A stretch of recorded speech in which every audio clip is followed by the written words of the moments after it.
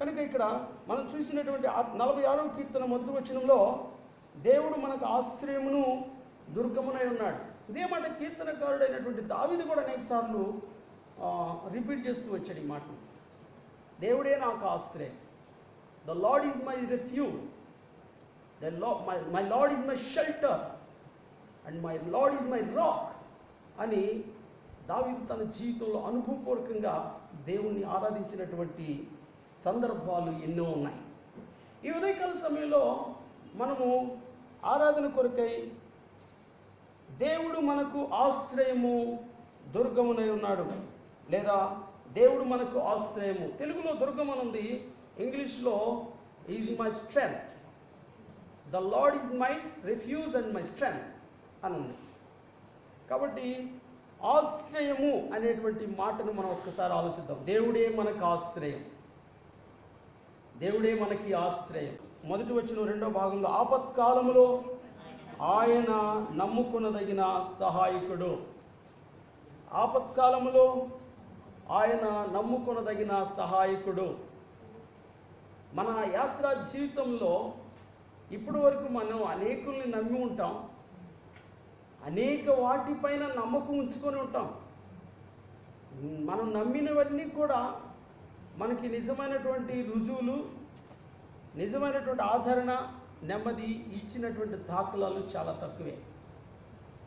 అయితే దేవుణ్ణి ఆశ్రయించే వారికి ఏ మేలు కొదువై ఉండదు అని 34వ కీర్తనలో చూస్తాం కదా.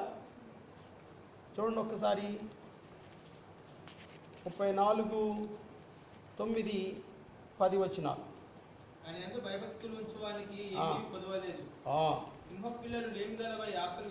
సింహం పిల్లలు లేమి గలవై ఆకలిగొనును,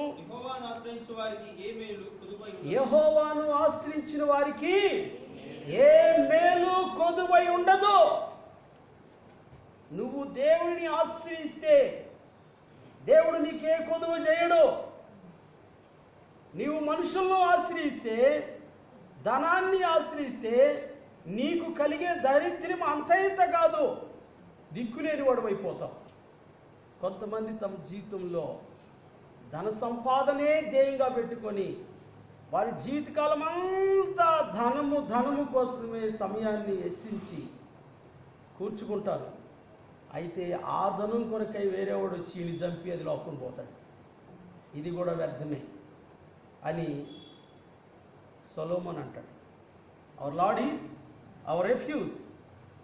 ఈ రెఫ్యూజ్ లేదా ఆశ్రయం అనే మాటకి ఇంగ్లీష్లో రకరకాల మీనింగ్లు ఉంటాయి. షెల్టర్ అని, లేకపోతే రెస్ట్ ప్లేస్ అని, ఆర్ సేఫ్ జోన్ అని, సెక్యూర్ ప్లేస్ అని, ప్రొటెక్టివ్ సిస్టమ్ అని కూడా రకరకాల మీనింగ్స్ ఉంటాయి, రకరకాల అర్థాలు ఉంటాయి. ఇవన్నీ కూడా దేవుని ఆశ్రయించిన వారికి కలిగేటువంటి దైవికమైనటువంటి ఆశీర్వాదాలు. అయితే మనం పాత నిబంధన గ్రంథంలో 6 రకాల ఆశ్రయపురాలు ఉన్నాయని ఇంతకుముందు నేను మీతో పంచుకున్నట్టు గుర్తు నాకు. ఆశ్రయపురములు, refuge cities, a city of refuge. 6 రెఫ్యూజెస్ని మనం పాత నిబంధనలో చూడవచ్చు. దేవుడు తానే స్వయంగా ఈ ఆశ్రయపురాలు కంపల్సరీగా ఉండాలని మోషేకి చెప్పాడు. యెహోషువతో ఆ మోషే చెప్పిన మాటలు యెహోషువ మరలా జ్ఞాపకం చేసుకొని వాటన్నిటిని కూడా ఫుల్ఫిల్ చేశారు. ఈ ఆశ్రయపురాలు యోర్దాను నది యువతల 3 ఉండాలని, యోర్దాను దాటిన తర్వాత మళ్ళా 3 ఉండాలని చెప్పి దేవుడు ఆనాడు వారికి ఆజ్ఞాపించాడు. ఆజ్ఞాపించినదే తడువుగా వాళ్ళందరూ కూడా ఆ రీతిగా ఆశ్రయపురాలని నిర్మిస్తూ వచ్చారు. ఈ విషయాలు మనం చూసినట్లయితే సంఖ్యాకాండము 35వ అధ్యాయం, నంబర్స్ చాప్టర్ 35 6వ వచనం నుంచి చూస్తే కొన్ని విషయాలు మనకు కనిపిస్తాయి. సంఖ్యాకాండము 35వ అధ్యాయం 6వ వచనం నుండి ఎవరైనా చదవండి. మరియు మీరు ఓకే, లేవీయులకి పురములలో 6 ఆశ్రయపురములు ఉండవలెను. నరహంతకుడు వాటిలోనికి పారిపోనట్టుగా వాటిని నియమింపవలను. అవియుగాక 42 పురములను ఇయ్యవలను. వాటి వాటి పల్లెలతో కూడా మీరు లేవీయులకు ఇయ్యవలసిన పురములన్నీ 48. ఓకే. మీరు ఇచ్చు పురములు ఇశ్రాయేలీయుల స్వాస్థ్యములో నుండి ఇయ్యవలను. మీరు ఎక్కువైన దానిలో ఎక్కువగాను తక్కువైన దానిలో తక్కువగాను ఇయ్యవలను. ప్రతి గోత్రము తాను పొందు స్వాస్థ్యం చొప్పున తన తన పురములలో కొన్నిటిని లేవీయులను కొన్నిటికి ఇవ్వలను. వాడు ఎక్కువ కనుక నువ్వు పొందితే ఎక్కువ స్వాస్థ్యం నువ్వు పొందితే ఎక్కువ ఇవ్వాలి, తక్కువ పొందితే తక్కువ. దేవుని యొక్క దైవ నియమాలు ఎప్పుడూ ఒకేలాగుంటాయి, దైవ నియమాలు మారు. కాబట్టి ఇక్కడ అలాగే ఇచ్చిన తర్వాత 14వ వచనంలో చూడండి, వాటిలో యోర్దాను యువతల 3 పురములు ఇవ్వలను, కనాను దేశంలో 3 పురములు ఇవ్వలను, ఇవి మీకు ఆశ్రయపురములుగా ఉండును.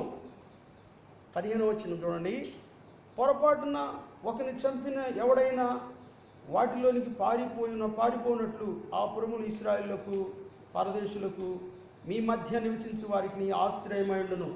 చూసారా ప్రియులరా, మీకే ఆశ్రయమయ్యి అవి మీకే మేలు. ఏది ఈ పురాలు మీరు ఇవ్వటం వల్ల మీకే మేలు, మీకే ఆశీర్వాదము అని మరి ఇక్కడ దేవుడు సెలవిస్తున్నాడు. తర్వాత మనం చూడండి ఒకసారి ఈ 25వ వచనం మధ్య చివరి భాగంలో, అప్పుడు సమాజం వాడు పారిపోయిన ఆశ్రయపురమునకు వారిని మరలా పంపవలను. ఎప్పుడు 25వ వచనం మొదటి నుంచి చదివితే అర్థమైంది. అట్లు సమాజము నరహత్య విషయంలో ప్రతిహత్య చేయవాని చేతిలో నుండి ఆ రణహత్యకుని విడిపించవలను. అప్పుడు సమాజము వాడు పారిపోయిన ఆశ్రయపురమునకు వారిని మరలా పంపవలను. వాడు పరిశుద్ధ తైలంతో అభిషేకింపబడిన ప్రధాన యాజకుడు మృతి పొందే వరకు అక్కడనే నివసించాలి. ఇక్కడ చూడండి, ప్రధాన యాజకునితో ముడిపెట్టాడు. ఎవరు? ఒకవేళ పొరపాటున ఏదో మనం గొడ్డలతో పని చేస్తున్నప్పుడు ఊడిపోయి ఒకటి కణతకు తగిలి చచ్చాడు అనుకో, ఉద్దేశపూర్వకంగా చంపలేదు, unexpectedly he killed or he was died. అలాంటి సందర్భంలో మరి అలాంటి వాడు శిక్షార్హుడా అంటే దేవుని వాక్యం సెలవిస్తుంది అటువంటి వాడు శిక్షార్హుడు కాదు. అంటే ఇంటెన్షనల్గా చంపలేదు, ఉద్దేశపూర్వకంగా చంపలేదు, బై మిస్టేక్. కాబట్టి అప్పుడు అటువంటి వాడికి జనరల్గా చనిపోయిన వారి బంధువులు ఏం చేస్తారు, మా వాడిని చంపుతావా, నిన్ను బతకనెత్తావా మీరని చెప్పి వాళ్ళు వచ్చి వీళ్ళని కొట్టి చంపకుండా, ఖచ్చితంగా కోపం వచ్చింది వెంటబడి కొడతారు, చంపాలని చూస్తారు, నిన్ను కూడా మేము చంపుతామని వెంటబడేవాళ్ళు చాలామంది ఉంటారు. అయితే అట్లాంటి సమయంలో దేవుడు ఒక ఏర్పాటు చేశాడు. వానికి ఏంటి అంటే ఒక ఆశ్రయపురం పెట్టాడు. ఆ బౌండరీస్లోకి వెళ్ళిన తర్వాత వాడిని ఎవడేం అనకూడదు, ఇంకా వాడిని ముట్టుకోకూడదు. దానికి బాధ్యుడు అక్కడ ఉన్నటువంటి ప్రధాన యాజకుడు. ప్రధాన యాజకుల దగ్గరే ఈ పురాలు పెట్టాడు, బయట ఎక్కడ పెట్టలా, ఎక్కడో పెట్టి వాళ్ళ గోత్రాల దగ్గర మీరే చూసుకోండి అని చెప్పలా. ఈ బాధ్యత ప్రధాన యాజకులకే ఇచ్చాడు. ఆనాడు ప్రధాన యాజకులు ఈ విషయంలో చాలా స్ట్రిక్ట్గా ఉండాలి. ప్రధాన యాజకులు నథింగ్ బట్ సుప్రీం కోర్టు జడ్జెస్తో సమానం. వాళ్ళు ఏది చెబితే అదే. అలాంటి అధికారాలు దేవుడు ఆనాడు ఇచ్చాడు. అయితే ప్రియమైన సహోదరులారా, ఇక్కడ 26వ వచనం చూడండి, అయితే ఆ నరహంతకుడు ఎప్పుడైనా తాను పారిపోయి చొప్పున ఆశ్రమం యొక్క సరిహద్దును దాటి వెళ్ళున్నప్పుడు, 27వ వచనం చూడండి, నరహత్య విషయంలో ప్రతిహత్య చేయవాడు ఆశ్రయపురం యొక్క సరిహద్దు వెలుపల వాడిని కనుగొని ఎడల ఆ ప్రతి హంతకుడు ఆ నరహంతకుని చంపినను వాని మీద ప్రాణము తీసిన దోషము ఉండదు. ఇక్కడ ఒక విషయం గమనించాలి. ఈ తెలుగు కొంచెం అర్థం కాదు, తప్పదు, కొంచెం అర్థం చేసుకోవడానికి ప్రయత్నం చేద్దాం. ప్రతి హంతకుడు అంటే చంపటానికి ఎదురు చూసేవాడు. మా వాడిని చంపుతావా, నేను నిన్ను చంపుతానని ఎదురు చూసేవాడే ప్రతి హంతకుడు. ఇప్పుడు హంతకుడు రివెంజర్ ఇంగ్లీష్లో అర్థం అవుతులే, తెలుగులో కష్టం, అందుకని తెలుగులోనే కొద్దిగా మనం అర్థం చేసుకోవడానికి ఒక భాష ఉంది. ఇప్పుడు చంపిన వాడు నాడు చూసావా, వాడు ఆశ్రయపురంలో చేరితే వాడు బచ్చావో, వాడికి ఏమీ కీడు రాదు, వాడిని ఎవరు కొట్టడానికి వీలేదు. పొరపాటున వాడు మా వాళ్ళని చూడాలా, మా ఇల్లు చూడాలా, మా కథ చూసుకోవాలని బయటికి పోయి ఆ బౌండరీస్, ఈ ఆశ్రయపురాన్ని దాటి బయటకు వచ్చాడంటే అలాగ బయటకు వచ్చిన తర్వాత ఈ ప్రతి హంతకుడు ఎదురు చూస్తూ ఉంటాడు, ఎప్పుడైనా బయటకు వచ్చి చంపాలని. బయటకు వచ్చాడంటే కనుక వీడిని వాడు చంపొచ్చు, చంపిన తర్వాత ఎలాంటి దోషము లేదు. అంటే నువ్వు ఆశ్రయపురంలో ఉన్నంత కాలము నీకు ఏ హాని లేదు, జరగకూడదు, జరగదు. నువ్వు ఆశ్రయపురం దాటి వచ్చావా, నీకు మరణం ఉంది. నిన్ను చంపటానికి ఎదురు చూసేవాడు ఎప్పుడూ ఉంటాడు, నువ్వు చనిపోతావు. ఈనాడు ప్రియమైనటువంటి సహోదరులారు, ఇలాంటి 6 ఆశ్రయపురాలు పాత నిబంధన గ్రంథంలో ఉన్నాయి. ఈ 6 ఆశ్రయపురాల పేర్లు ఒకసారి చూద్దాం రండి. ఈరోజు ఈ ఆశ్రయపురాల పేర్లు యెహోషువ గ్రంథం 20వ అధ్యాయం 7-8 వచనాలు. ఇప్పుడు వారు నఫ్తాలీయుల మన్యములోని గలిలయలో కెదెషును, ఎఫ్రాయిమీయుల మన్యమందలి షెకెమును, యూదా వంశస్థుల మన్యమందలి హెబ్రోనును కిర్యతర్బాను ప్రతిష్ఠపరిచిరి. తూర్పు దిక్కున యోర్దాను అవతల ఎరుకోనొద్ద రూబేనీయుల గోత్రములో నుండి మైదానము మీదనున్న అరణ్యములోని బేసెరును, గాదీయుల గోత్రములో నుండి గిలాదులోని రామెతును, మనషీయుల గోత్రములో నుండి బాషానులోని గోలానును నియమించిరి. ఇక్కడ ఈ 7-8 వచనాల్లో ఈ 6 ఆశ్రయపురాల పేర్లు రాయబడుతూ ఉన్నాయి. పాత నిబంధనలో రాయబడిన 6 ఆశ్రయపురాల పేర్లు మనం ఇక్కడ చూస్తున్నాం. మొదటి ఆశ్రయపురం ఏంటి? కాదేష్. ఏంటది? కాదేష్. ఇది ఎక్కడుంది అంటే గలిలయలో ఉంది. గలిలయలో నఫ్తాలి అనేటువంటి ప్రాంతంలో ఉంది ఈ కాదేష్. కాదేశు అంటే అర్థం ఏమిటి? కాదేశ్ అంటే దీని అర్థం ఏంటంటే రైచియస్నెస్, నీతి. కాదేశ్ అనేటువంటి మాటకు అర్థము నీతి అని అర్థం. రెండవది ఏంటి? షెకెం. చూసారా 7వ వచనంలో ఉంది, ఎఫ్రాయిమీల మన్యమందలి షెకెము.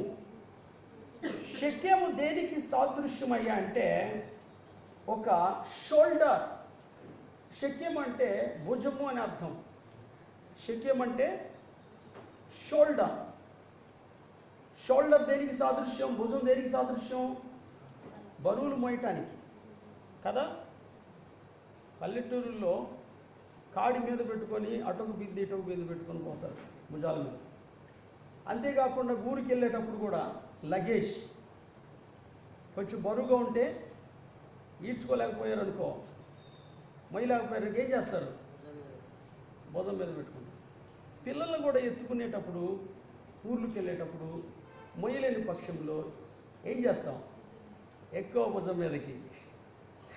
సో ఈ రీతిగా భుజము దేన్ని సూచిస్తుందంటే భారాన్ని మోసేటువంటి స్థితిని సూచిస్తుంది. A shoulder speaks about barrier. It bears all burdens. ఇంకా మూడోది ఏంటి? హెబ్రోను, కిర్యతర్బాను ప్రతిష్ఠించమని చెప్పాడు. వాళ్ళు చేశారు అలాగా. అప్పుడు హెబ్రోన్ అంటే అర్థం ఏంటి? సహవాసం, fellowship or friendship. It's not friendship, really literally fellowship, సహవాసము. ఆశ్రయపురంలో మూడో దాని పేరేంటి? హెబ్రోను, సహవాసము. మనం ఎక్కడున్నాం? సహవాసంలో ఉన్నాం, హెబ్రోనులో ఉన్నాం. హెబ్రోన్ అంటే అర్థం ఏంటి? ఇది కూడా ఒక ఆశ్రయపురమే. మనం కూడా ఇప్పుడు ఎక్కడున్నాం? ఆశ్రయపురంలోనే ఉన్నాం. మనం బయట లేవు. We're not outside of the refuge city, we're in the refuge or the city of a protective king. తర్వాత మూడోది ఏంటంటే బెజర్ అని ఇంగ్లీష్లో ఉంది. 8వ వచనం చూడండి. తూర్పు దిక్కున యోర్దాను అవతల రూబేనీల గోత్రం మైదానం ముందు బేసేరు. తెలుగులో ఏముంది? బైబిల్ చూడాలా? చెప్పండి ఎక్కడుంది, ఏముంది అక్కడ బైబిల్లో? బేసేరు. ఇప్పుడు బేసేరు అంటే అర్థం ఏంటి? బేసేరు అంటే అర్థం ఏంటంటే సెక్యూరిటీ. Security, right? ఇది ఎన్నో పురం? 4వ ఆశ్రయపురం. తర్వాత 5వ ఆశ్రయపురం ఎక్కడుంది? గిలాదులోని రామోత్. రామోత్ అంటే అర్థం ఏంటంటే, రామోత్ అంటే హైట్. ఏంటది? ఉన్నతమైన అని అర్థం రామోత్ అంటే. తర్వాత చివరి ఆశ్రయపురం చూడండి, ఎక్కడున్నది? 8వ వచనం చివరి భాగంలో, మనుష్యుల గోత్రములో నుండి బాషానులోని గోలాన్, ఇంగ్లీష్లో గోలాన్. దీని అర్థం ఏంటంటే సర్కిల్స్. దీని అర్థం ఏంటి? సర్కిల్స్ అంటే అర్థం ఏంటి? మీరు ఎప్పుడైనా ఒక సర్కిల్లో ప్రయాణం చేశారనుకోండి, ఒక సర్కిల్ ఆకారంలో ఉన్నటువంటి ఒక దారిలో ప్రయాణం నడుస్తుంటే ఎలా ఉంటుందంటే, నువ్వు తిరిగిన దాన్ని తిరుగుతూ ఉంటావు కానీ ఆ సర్కిల్ ఎండ్గా నువ్వు ఒక చోట కట్టింగ్ అనేది ఉండదు, అంటే డిస్కనెక్షన్ అనేది ఉండదు, తిరుగుతూ ఉంటావు. అంటే నిత్యము నువ్వు ఎంత తిరిగినా నీకు దారి. అందుకే ఇక్కడ అథ్లెటిక్స్, మొన్న ఒలింపిక్స్ జరిగింది కదా, ట్రాక్ అండ్ ఫీల్డ్ ఈవెంట్లో రన్నింగ్ చేసే వాళ్ళకి 1500 మీటర్లు లాంగ్ మారథాన్ ఉంటుంది. 1500 మీటర్లు మామూలుగా లాంగ్ అయితే అక్కడ అంత స్టేడియం ఉండదు. వాళ్ళు ఏం చేస్తారంటే దాంట్లో సర్కిల్స్ పెడతారు. ఈ సర్కిల్ ఆకారంలో మెజర్మెంట్ చేసి వాళ్ళు రన్ చేస్తారు. వాళ్ళు తిరుగుతూ ఉంటారు. ఎన్ని రౌండ్లు తిరుగుతున్నారు అనేది దాన్ని బట్టి వాళ్ళు డిస్టెన్స్ ప్రయాణం అనేది కొలవటం జరుగుతుంది. కాబట్టి ఇక్కడ సర్కిల్ అనేటువంటి దేన్ని చూస్తుందంటే infinite or eternity, right? Circle అనేది దేన్ని చూస్తుంది? ఇటర్నిటీ. ఈవెన్ మనం చూసినట్టయితే చూడండి, పొద్దుగూగుతుంది, తెల్లారుతుంది, మళ్ళీ పొద్దుగూగుతుంది, తెల్లారుతుంది, ఒక ఎండింగ్ అంటూ లేదు ఇప్పటివరకు కదా. రిపీటెడ్గా అదే జరుగుతుంది. సో భూమి మీద కూడా ఇలాగ ప్రస్తుతం కొంతకాలం ఉంటుంది, కానీ మనం ఒకరోజు సంపూర్ణ ఇటర్నిటీలోనికి మనం ప్రవేశించబోతున్నాం. అందుకే దేవునికి స్తోత్రం కలుగును గాక. ప్రియమైనటువంటి సహోదరులారా, యోర్దాను ఈదరిన 3 ఆశ్రయపురాలు ఉన్నాయి. యోర్దాను ఆదరిన 3 ఆశ్రయపురాలు ఉన్నాయి. ఇక్కడ ఇవి దేన్ని చూస్తున్నాయంటే, అన్ని జనులైన మనకి ఆశ్రయపురం ఉంది. వాగ్దాన భూమిలో చేరినటువంటి ఇశ్రాయేలుకి కూడా ఆశ్రయపురాలు ఉన్నాయి. ఇశ్రాయేలు దేవుడే ఈరోజు మన దేవుడు. ఈరోజు అన్నిలమైన మనం కూడా ఈ ఆశ్రయపురాలని ఆశ్రయించడానికి దేవుడు మనకు సాయం చేశాడు. ఈ ఆశ్రయపురాలు దేన్ని సూచిస్తూ ఉంటాయంటే, ఒక మనిషి భద్రతను సూచిస్తూ ఉంటాయి. ఈ ఆశ్రయపురంలో ఒకవేళ పై మిస్టేక్ ఎవరికన్నా ఏదైనా మనం చేసినా కానీ ఏం జరుగుతుంది? ఇక్కడ క్షమాపణ ఉంది, లేదా నీకెంటనే శిక్ష నీ మీదకి రాదు. ఈ ఆశ్రయపురంలో యు ఆర్ అండర్ ట్రయల్స్. ఒక రకంగా చెప్పాలంటే నువ్వు కొన్ని ఏమంటారు దాన్ని, కంప్లీట్ తీర్పు కాలేదు. దీనిని ఆధారం చేసుకొని మన పోలీస్ స్టేషన్స్ ఉంటాయి. ఇంతకుముందు చెప్పినట్టు నాకు గుర్తు. పోలీస్ స్టేషన్లు ఎందుకు పెట్టారు తెలుసా? ఇప్పుడు ఒక డ్రైవింగ్ చేసుకుంటూ వెళ్తాడు, యాక్సిడెంట్ చేస్తాడు. చేసిన తర్వాత బై మిస్టేక్ జరుగుతుంది. ఎవడు కూడా కావాలని ఎవడు యాక్సిడెంట్ చేయడు. ఇప్పుడు వాడి మామూలుగా అయితే అక్కడ పడి ఈ ఎవరైతే చనిపోయాడో లేకపోతే గాయపడ్డాడో వారి బంధువులు కానీ స్నేహితులు కానీ చుట్టుపక్కల వాళ్ళు ఏం చేస్తారు? ఏమయ్యా పొద్దున్నే తాగావా, లేకపోతే కళ్ళు కాంటలేదా, డూమ్ అని ఎంటబడి కొడతారు. కాబట్టి వాడెక్కడ పరిగెడతాడో మనందరికీ తెలుసు. ఎక్కడ పరిగెత్తాడు? నేను అనుకునేవాడిని పోలీస్ స్టేషన్కి ఎందుకు పోతాడు, అసలు పోలీసులు పట్టుకుంటారు కదా అనుకునేవాడిని. అసలు విషయం అది కాదు. వాడు అక్కడికి పోతేనే భద్రత. వాడు ఇమ్మీడియట్లీ పోలీస్ స్టేషన్లో పోయి పడతాడు. ఏంటి అంటే, నేను ఇప్పుడే యాక్సిడెంట్ చేసేసాను. సరే అట్టుండు, ఎవడో నొత్తున్నాడు వెనక చూస్తారు పోలీసు, ఎవడు రావట్లేదు, ఎక్కడ స్పాట్కి వెళ్తారు, అది ఇన్వెస్టిగేషన్ చేస్తారు.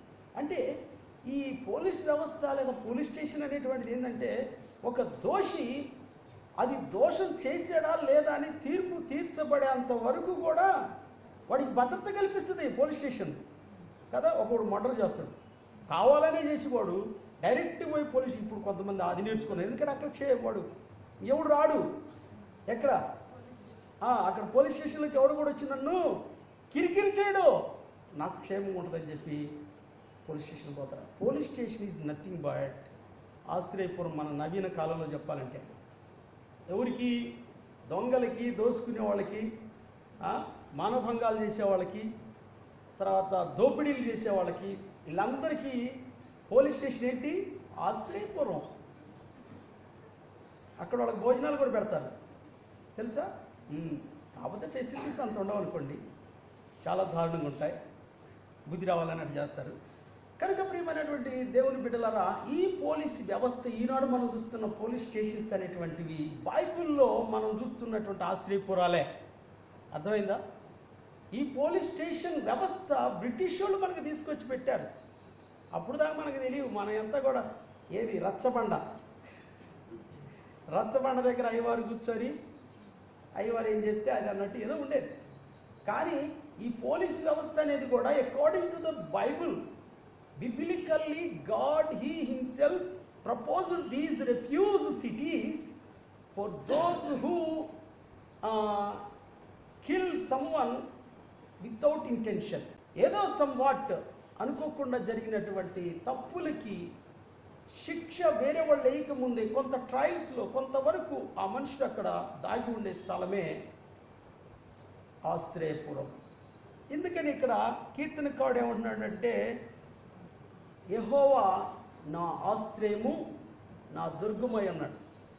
ఏమన్నాడు? యెహోవా నా దేవుడు నాకు ఆశ్రయము, నాకు దుర్గము, నా ఆశ్రయం. ఈరోజు మన దేవుడు క్రీస్తు ప్రభు వారే ఈ ఆశ్రయము. ఈరోజు మనందరికి ఆశ్రయం ఎవరంటే యేసుక్రీస్తు ప్రభువే. ఆయన చాచిన రెక్కలు కల్వరి శిలువలో మన కొరకై చాచినటువంటి అమూల్యమైన చిందించిన రక్తము, ఆ రెక్కల కిందే మనకు ఆశ్రయం. అందుకనే ఆయన రెక్కల కింద మనకి ఆశ్రయం ఉందనే మాట 91వ కీర్తనలో చూస్తాం. రండి, 91వ కీర్తన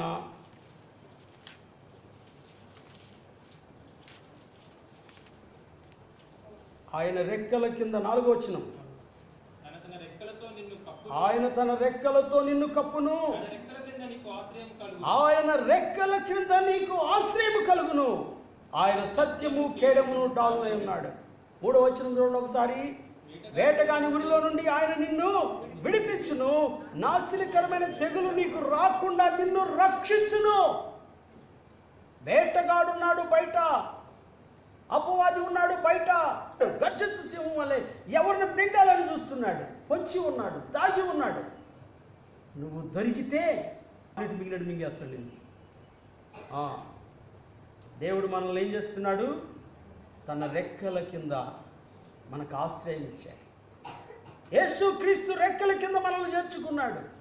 ఆ ప్రభుని యేసుక్రీస్తు ఆ కల్వరి శిలువలో నీకు నాకు బదులుగా తను అప్పగించుకొని ఆశ్రయపురాన్ని, ఆయనే ఆశ్రయపురంగా, ఆయనే మనకు ఆశ్రయంగా మారాడు. అందుకే మనం దేవుణ్ణి ఆరాధించాలి. ఈ ఆశ్రయపురం ఈరోజు ఎవరంటే యేసే ఆశ్రయం. ఆయనే ఆపత్కాలంలో నమ్మదగిన వాడు ఇంకెవరు లేరు.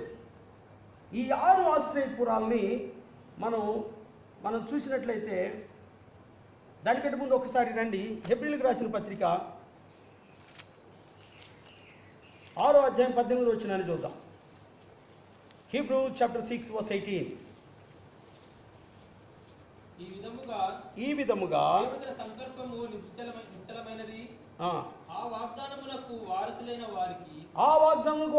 వారికి మరి నిశ్చయముగా కనపరచవలనని ఉద్దేశించిన వాడై తాను అబద్ధమాడజాలని నిశ్చలమైన 2 సంగతులను బట్టి మన ఎదురు ఉంచబడిన నిరీక్షణను చేపట్టుటకు శరణాగతులమైన మనకు బలమైన ధైర్యము కలుగునట్లు ప్రమాణం చేసి వాగ్దానమును దృఢపరచెను. ఇక్కడ చూడండి, తెలుగులో శరణాగతులు.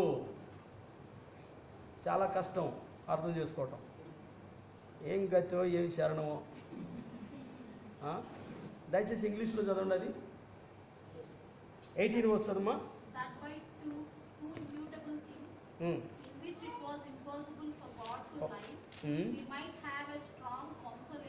Okay. Who have fled for refuge to lay hold upon hope set before us. చూడండి, ఇక్కడ రాయబడి ఉంది అన్నమాట. ఇంగ్లీష్లో చాలా చక్కగా ఏమనుంది అక్కడ? దానికంటే ముందు ఒక మాట ఉంది చూడండి. Who have fled for refuge.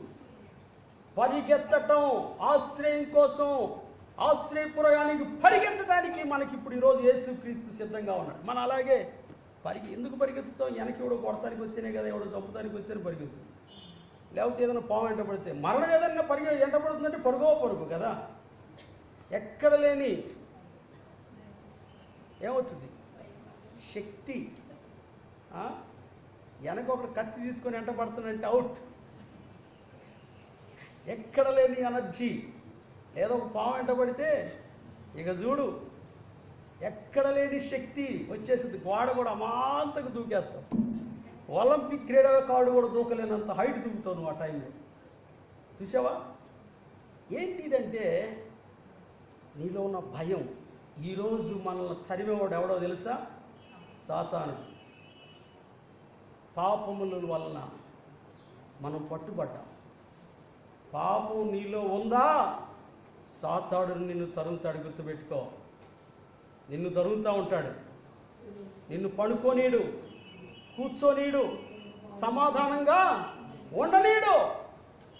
నీలో ఉన్న పాపమే నీవు సాతానుకి దాసుడు అవటానికి, సాతానుకి ఆహారంగా మారటానికి నువ్వు ఇష్టపడి చేసిన పాపమే కారణం అనే విషయం ఎప్పుడైనా ఎరుగుదువా? Many people don't know why they are suffering in the world, why they are getting fear and shiver and suffering lot of tears and pain. Why? Nothing but sin. Sin is the root cause of all pain in our life. నీ పాపమే నీ జీవితంలో అనేక నష్టాలకి, కష్టాలకి, బాధలకి, వేదనలకి కారణమన్న విషయం నువ్వు ఎరుగుదువా? నీ పాపమే నిన్ను పట్టుకుంటుంది. నీ పాపం నిన్ను నీడలాగా వెంటాడుద్ది. ఆ మధ్య కాలంలో ఇలాగే మెసేజ్ చెప్తున్నప్పుడు దేవుడు నాకు ఒక థాట్ ఇచ్చాడు. ఏంటంటే, ఒకని నీడ వాణ్ణి ఎలాగా వెంటాడుతుందో వాని పాపాలు, వాని క్రియలు వాడిని అలా వెంటబడతాయి. నేనది నాకెందుకు ఆ థాట్ స్పాంటినియస్గా దేవుడు ఇచ్చాడు. నీ నీడ నిన్ను వెంటబడదు. గుర్తుపెట్టుకో. నువ్వు వద్దన్నా నీ నీడ నిన్ను విడిచిపెట్టిపోదు. అలాగే నువ్వు చేసిన పాపాలు నిన్ను విడిచిపెట్టవు. జాగ్రత్త. అయితే ఇదిగో యేసుక్రీస్తు ప్రభు ప్రేమతో నిన్ను పిలుస్తున్నాడు. ఆయన రెక్కలు నీకు ఆశ్రయాన్ని ఇస్తాయి. నీకు భద్రత ఉంది. నువ్వెంత ఘోర పాపివైనా. ప్రియమైనటువంటి దేవుని బిడ్డలారా, కొంతమంది రాత్రులు నిద్ర పట్టక నిద్ర మాత్రం మిగుతూ ఉంటారు. కారణం ఏంటో తెలుసా? వాళ్ళు చేసిన పాపాలు వారి నిద్రపోని. కొంతమంది ఏదో వచ్చి మీద పడుతుంది అంటారు. అది ఏదో వచ్చి మీద పడుతుంది కదా, వారు చేసిన పాపాలే వారి మీద పడుతూ ఉంటాయి. దుష్ట శక్తులు వారిని వెంటాడుతూ ఉంటాయి. దానికని మళ్ళీ వాళ్ళు ఎడకపోతారంటే మళ్ళీ దుష్ట శక్తి దగ్గరికి పోతారు. దేనికి? మా దగ్గర రాబాకమ్మా, నీకు నిమ్మకాయ ఇస్తాను. మా దగ్గర రాబాకమ్మా, నీకు ఒక మిరగాయ ఇస్తాను. మా దగ్గర రాబాకమ్మా, నువ్వు ఏం చెప్తే చేస్తాను. నేను చెప్పినట్టు చెయ్యి. చెప్పు. ఏం చెప్తే చేసుకుంటా పోతాం. కొంతకాలం అయ్యి ఎట్లుండదంటే అతికేసినట్టు. ఈ కడవలకి, బిందెలకి కింద హోల్ పడితే, ఎక్కడైనా హోల్ పడితే అతుకులేస్తారు. మోట్లు వేసి కూడా అతుకేస్తారు. కొంతకాలం అది ఉండేది, మళ్ళీ ఊడిందంటే కారుతూనే ఉంటుంది. ఈనాడు మనుషులు కట్టుకునే అంతరాలు, మనుషులు ఆశ్రయించేటువంటి తంత్రాలు, ఇవన్నీ కూడా కొంతకాలమే, టెంపరీ. మళ్ళీ తొందర చేసినప్పుడు ఏంటి మరి మళ్ళీ వచ్చిందంటే ఆ అంతరం పవర్ తగ్గిపోయింది, ఇంకోటి వేసుకుంటాడు. ఈ అంతరం మొదటి ఇచ్చిన మంత్రం అయిపోయింది, ఇంకోటి వేసుకో. ఈ అంతరాలు అయితే 100 కట్టుకోవడానికి ఇష్టపడతావు, కానీ ఒక్కసారి రా, దేవుని దగ్గరికి రా. నీ పాపాల నుండి నీకు విడుదల, నీ శాపము నుండి నీకు విడుదల, సమస్త పాపముల నుండి, దారిద్ర్యం నుండి, భ్రష్టత్వం నుంచి నువ్వు విడుదల చేయబడతావు. ఇదే ఆశ్రయపురంలో మనందరం ఇట్లా చేరిన వాళ్ళందరం కూడా, మనమందరం కూడా వాళ్ళమే. మనం కూడా ఏం తక్కువేం కాదు. మనల్ని కూడా ఒకరొకరు సాతానుడు వెంటబడుతూ ఉంటే, మన పాపాలు మనం వెంటబడుతూ ఉంటే, రక్షించేవాడు ఎవరు లేనటువంటి పరిస్థితుల్లో, దిక్కులేని స్థితిలో ఉంటే, మన ప్రభువైన యేసుక్రీస్తు మనలను రక్షించడానికి రక్షకుడుగా ఈ లోకంలో జన్మించాడు. ఆ ప్రభువు పిలిచిన పిలుపుకు లోబడ్డావు కనుక నువ్వు ఇక్కడికి వచ్చి నువ్వు ఆనందిస్తున్నావు. ప్రభు అని యేసుక్రీస్తే మనకు ఆశ్రయపురం అని హెబ్రీయులకు రాసిన పత్రిక 6వ అధ్యాయము 18 వచ్చిన మనకు తెలియపరుస్తుంది. మనం కూడా కొనకప్పుడు వాడు చదువుతూ ఉంటే ఎక్కడికి వచ్చాం? ప్రభు దగ్గరికి వచ్చాం. ఈ ఆశ్రయపురాలు 6 ప్రభు అని యేసుక్రీస్తును చూస్తున్నాయి. ఎలా ఏ రీతిగా ప్రభు మనకి సహాయం చేస్తున్నాడు ఒక్కొక్క ఆశ్రయపురం గురించి మనం చూసుకొని ఆరాధనలో ప్రవేశిస్తాం. మొదటి ఆశ్రయపురం ఏంటి? కాదేష్. కాదేష్ అంటే అర్థం ఏమనుకున్నాం? రైచియస్నెస్, నీతి. ఏ నీతి లేని వాళ్ళం మనం, అయితే యేసు క్రీస్తే మన నీతి. కొరింథీయులకు రాసిన మొదటి పత్రిక 1వ అధ్యాయం 30వ వచనం. 1 Corinthians chapter 1 verse 30. తీసిన వాళ్ళు త్వర త్వరగా చదవండి దయచేసి. అతిశయించువాడు ఓకే. ప్రభునందే అతిశయింపవలనని రాయబడినది నెరవేరునట్లు దేవుని మూలముగా ఆయన మనకు జ్ఞానమును నీతియు పరిశుద్ధతయు విమోచనమును ఆయన. చూసారా? Christ Jesus, who of God is made unto us wisdom and righteousness and sanctification and redemption. Jesus Christ is our righteousness. యేసు క్రీస్తే మన నీతి.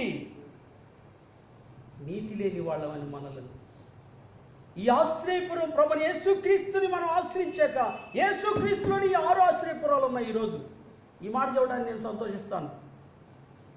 ఆనాడు ఇశ్రాయేలీయులు ఆశ్రయపురాలు ఈదరిని 3, ఆదరిని 3, అక్కడెక్కడెక్కడెక్కడ 42 సిటీస్లో ఆయా సెంటర్స్లో వాళ్ళని ఎస్టాబ్లిష్ చేశారు. ఆ రోజు ఆశ్రయపురానికి పరిగెత్తాలంటే చాలా దూరం ప్రయాణం చేయాలా. కానీ ఈరోజు ఆశ్రయపురమైన యేసుక్రీస్తు దగ్గరికి రావాలంటే నువ్వు ఎక్కడికో పోవాల్సిన అవసరం లేదు. నువ్వు ఉన్న చోటున ఉన్న పాటున యేసు అయ్యా నేను పాపిని నన్ను క్షమించు అని ఒప్పుకుంటే చాలు. ఇలాగ మనం ఒప్పుకున్న వాళ్ళం కదా. కనుక దేవుడు మనల్ని ఏం చేశాడు? ఏ నీతి లేని మనకి ఆ నీతివంతుడు మన కొరకు ఆ కలువరి శిలువలో చనిపోయి ఆయనలో ఉన్న నీతి మనకు ఆపాదించాడు. What a gracious and blessed position we have today. దాని కొరకు మనం దేవుని ఆరాధించాలి. దేవుడే మన నీతి కదా. Jesus Christ is our refuge. First city ఏంటది? ఆశ్రయపురంలో Kadesh. Jesus Christ is our Kadesh. Is our righteous. యేసు క్రీస్తే మన నీతి. నెంబర్ 2 ఏంటది? షెకెం. షెకెం అంటే ఏమనుకున్నాం? Shoulder. Shoulder speaks about barrier or burden bearing organ or part of the body. Bears heavy burdens. ప్రభుని యేసు క్రీస్తు కూడా మన పాప భారములను ఏం చేశాడు? మోసుకొని వెళ్ళాడు, భరించాడు. ఆయన మన పాపములను భరించాడు, మన వ్యసనాలను భరించాడు. 53వ అధ్యాయం యెషయా గ్రంథం. యెషయా గ్రంథము 53లో ఆయన మన పాపములను భరించెను అనే మాట ఎక్కడుంది? 4వ వచనం. Surely he hath borne our griefs and carried our sorrows, yet we did esteem him stricken, smitten of God and afflicted. ఏమంటాడు ఇక్కడ? ఆయన నిశ్చయముగా ఆయన మన భారములను, చదవండి ఒకసారి తెలుగులో తమ్ముడా. ఆయన మన రోగములను భరించెను, మన వ్యసనములను వహించెను. ఇక్కడ చాలా సిస్టర్, ఇక్కడ ఏమనుందంటే తెలుగులో భరించెను వహించెను ఉంది. ఇంగ్లీష్లో చాలా స్పష్టంగా ఉంది. ఈ bore, bear past tense is bore. దేవుడు మన భారాలు ఏం చేశాడు? మోసాడు. చెప్పాలంటే మన భాషలో మోసాడు. అందుకనే యోహాను ఏం చెప్పాడు? యోహాను బాప్తిస్మిచ్చే యోహాను ప్రభువైన యేసుక్రీస్తు వస్తున్నాక చూసి, ఇదిగో లోక పాపములు మోసుకొని పోవు దేవుని గొర్రె పిల్ల. మోసుకొని పోయాడు. ఆయన మన ఆశ్రయపురం. ఎవరు? యేసుక్రీస్తే మన ఆశ్రయపురం. మొదటి ఆశ్రయపురం మనకు ఆయనే. రెండవ ఆశ్రయపురం ఏంటి? Shechem, భరించేవాడు. God is our Shechem. He bore all our burdens. మన భారములను ఆయన భరించి ఉంచాడు. మన వ్యసనాలను ఆయన సహిస్తూ వచ్చాడు. అందుకే దేవునికి ఏమి చెల్లిస్తావు, ఏమి ఇస్తావు, ఏమి ఇవ్వాలనుకుంటున్నావు? కనీసము నీ హృదయపూర్వక స్తుతి ఆరాధన చెల్లించు. నిన్ను తగ్గించుకో, మొదట నిన్ను ఖాళీ చేసుకో. గర్వపడొద్దు, ఎక్కడ కూడా గర్వపడటానికి ఛాన్స్ లేదు. We're sinners. మనం కేవలం నరకానికి పాత్రలే తప్ప హెచ్చించుకోవడానికి ఇక్కడైతే మనలో ఏమీ లేదు. మూడో పురం ఏంటి? హెబ్రోన్. హెబ్రోన్ అంటే అర్థం ఏంటి? సహవాసం. కొరింథీయులకు రాసినటువంటి మొదటి పత్రిక 1వ అధ్యాయం 9వ వచనం. త్వరగా చదువుదాం. అందరూ తీసిన వాళ్ళు చదవండి. మన ప్రభు అయిన యేసు క్రీస్తును తన కుమారుని సహవాసమునకు నిన్ను పిలిచిన దేవుడు నమ్మదగినవాడు. ఎక్కడ పిలిచాడు? తన కుమారుని సహవాసానికి పిలిచాడు. యేసు క్రీస్తు ప్రభు మనలను తన స్నేహానికి పిలిచాడు, మనతో సహవాసం చేయడానికి పిలుస్తున్నాడు. ఒక పాపి అయిన మానవుడు ఎక్కడ, పరిశుద్ధమైన దేవుడు ఎక్కడ? ఇది ఏమిటి? ఎక్కడ ఆశ్చర్యం ఇది? ఇది మానవ గ్రాహ్యానికి మించిన దైవ ప్రేమ, దేవుని ప్రేమ. సహవాసానికి పిలుస్తున్నాడు. సహవాసానికి పిలిచి మనల్ని అంతే కంపు బ్రతుకులో ఉంచడం. ఏం చేశాడు? మన పాపిష్టి బ్రతుకులు, మరకులు అన్నిటినీ శుద్ధి చేశాడు. He cleansed us. The blood of Jesus Christ cleansed all our sins, according to first epistle of John chapter 1 verse 7 and 9. కాబట్టి ప్రభువైన యేసు క్రీస్తు మనకి ఆశ్రయం. Jesus Christ is our refuge of Hebron. ఈరోజు హెబ్రోన్లో మనల్ని చేర్చాడు. This is one of the city of refuge. ఇంకోటి ఏంటి తర్వాతది? బేసేరు. బేసేరు రెఫరెన్స్ కూడా ఇందాక మనం చూసుకున్నాం, మళ్ళీ చెప్పడం జరగదు. కాబట్టి బేసేరు అంటే అర్థం ఏమనుకున్నాం? సెక్యూరిటీ. ఏంటి సెక్యూరిటీ? ఇందాక మనం చూసుకున్నాం 91వ కీర్తనలో ఏముంది అక్కడ? ఆయన రెక్కలు మనకి ఏం చేస్తున్నాయి? ఆశ్రయం, భద్రత, క్షేమం. Oh what not. ఆయన రెక్కల కిందకు వచ్చిన వారికి ఉన్న ఆధిక్యతలన్నిగా అసలు ఆ అధ్యాయం చదువుతుంటే ఉంటుంది.